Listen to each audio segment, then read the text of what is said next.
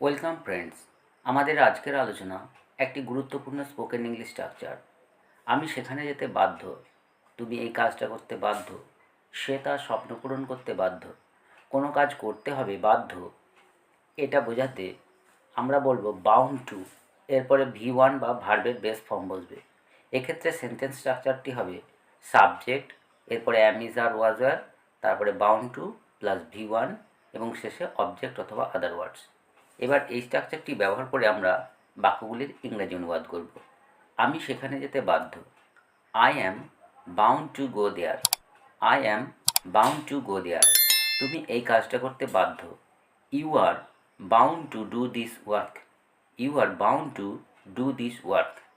আমি আমার পরিবারের যত্ন নিতে বাধ্য, I am bound to take care of my family. I am bound to take care of my family. আমরা আমাদের দেশের সেবা করতে বাধ্য, we are bound to serve our country. We are bound to serve our country. সে তার স্বপ্ন পূরণ করতে বাধ্য, she is bound to fulfil her dreams. She is bound to fulfil her dreams.